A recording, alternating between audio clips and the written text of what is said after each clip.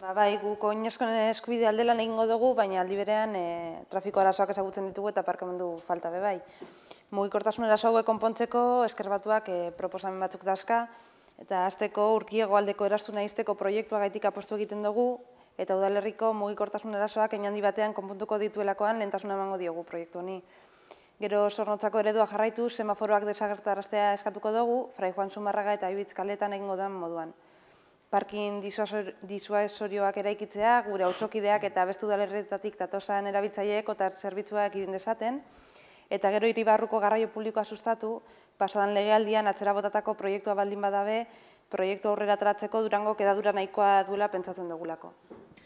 Gai honen inguruan berba eginez, Bilduk ze iritzi dauka, izan be, mugikortasuna beti izan da Durangok izan dauen arazoetako bat?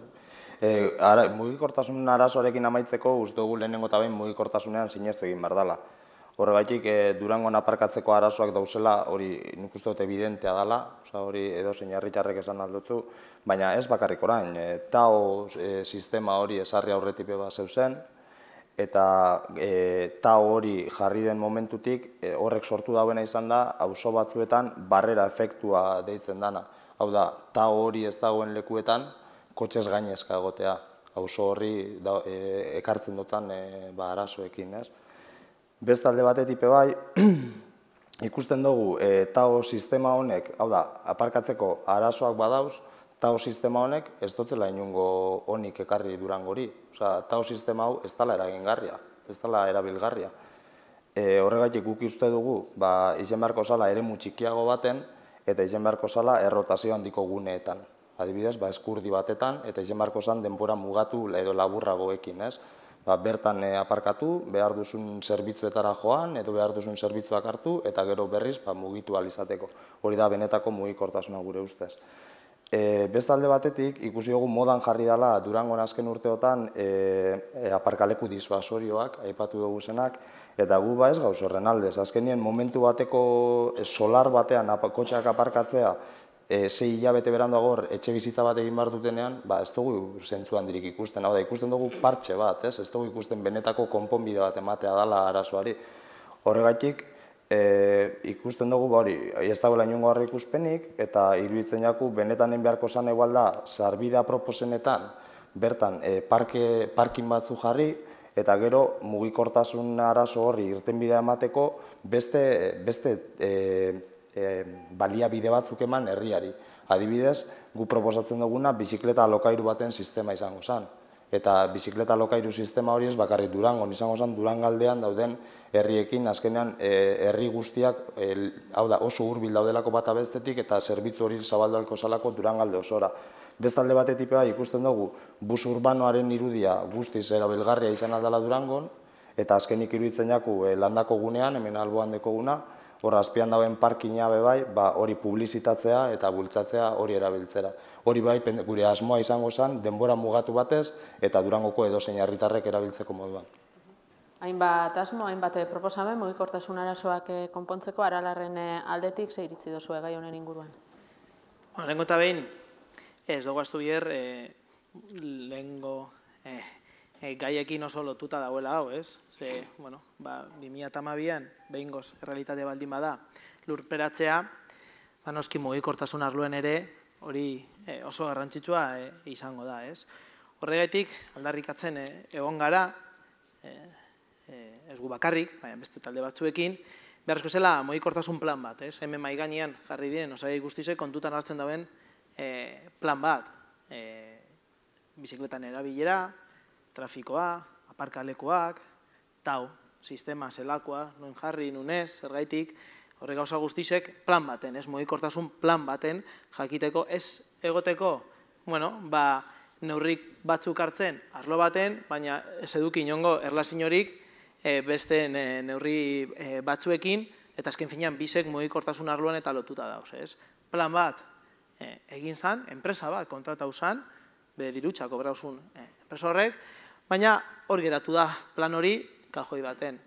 Eta guretzako funtsezkoa da plan hori berreskuratzea eta egitea Durangorrako, 10, 20 urte tarte horretan, eta noski lotuta eskualde mailan egin dan, mankomunitatetik egin dan planarekin. Azken finean ez dugu ahaztu behar, adibidez Jurreta, Durango, Abadiño momentu honetan, unitate fisiko badie eta mugikortasun arazoak Jurretan eta Durango lotuta dauzela eta Abadiñorekin ere, eta orduan hori funtsezkoa da, plan bat egitea eta lotzea eskualde mailan garatzen ari den planarekin eta alboko herrisekin. Hori holan izanik, noski, badeko guz plan horretan egingo ditugun proposamenak. Alde batetik Durangorako bizikletan bide bat, azken urtetan egiten ari da, baina osatu bida guztiz bere osotasunean eta azken finean bizikleta izatzeko garraio mota bat Durangon barruen. Erosketak egiteko, edo piztinara joateko, edo liburutegira joateko, azken finean ibilbide oso bat Durango zuen, momentu honetan hori ez da bukatuta, eta bukatu beharko litzateke alde batetik. Parkina, apostua noski beti garraio publikoen aldekoa, baina zerbitzu hiri baten bizi gara, eta ondino Mendozen ohitura askotan, jenti guztatiako zerbitzutara joatie, eta askotan lehiakortasun batekin emateko zerbitzu bat ere, eta jenti ez bialtzeko beste gune batzuetara, eskaini bidozu ere parkin aukera bezala. Gu bai sinesten dugu, kanpokaldean egon behar diela parkinan, azken finean ez duguna nahi jentie Durangora etortzie bai, baina kotxez behin etorrizkero ustegu, Durango erdia erosoa egin behar dugulako oinezkoentzako, kanpokaldean, baina iraunkorrak noski, ezin dira jarri, momentu honetan dauzen bezala, hor Forjan horren, Antxinako Forjan horren, dauena laster, hor etxe bizitza joango dian, ez jenteri ohitu, hor parkin badauela, baina igual 3 hilabete barru, ez dago gainera dekogunean 200 metrotara beste parkin publiko bat, sekula ez dena guztiz bete, eta orduan gabiz, kompetentzia egiten gure buruari, parkin horrega. Solako politika, lehen esan dudan, solako partzea jartzen diena, eta ez dela politika integral bat egiten, hori da adibide nagusiena.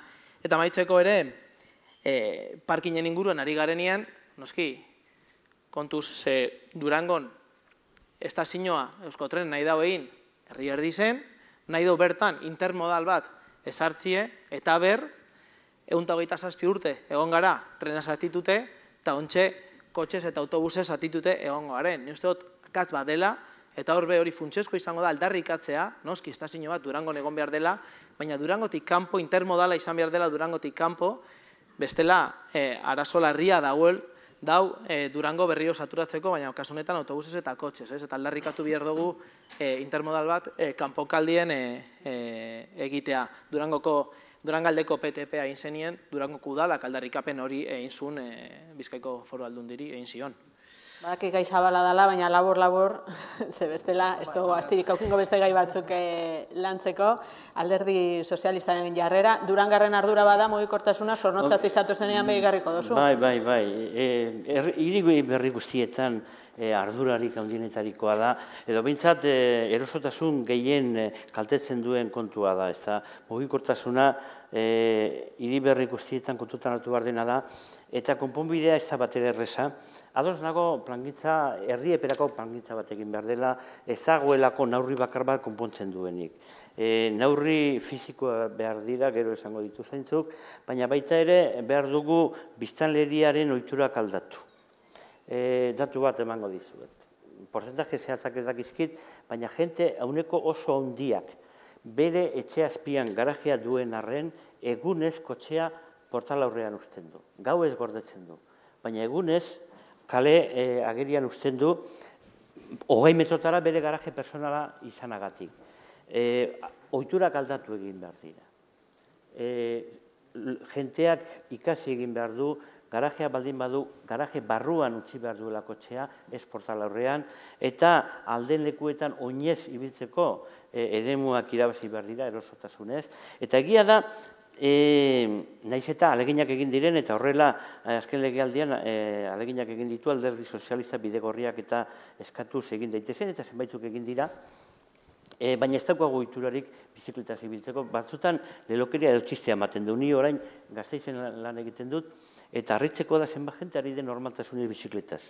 Guztiz normalak, gazteak, erdi gazteak, edadekoak, danetarikoa normaltasunez ari dira. Ohitura kontua besterik ez da.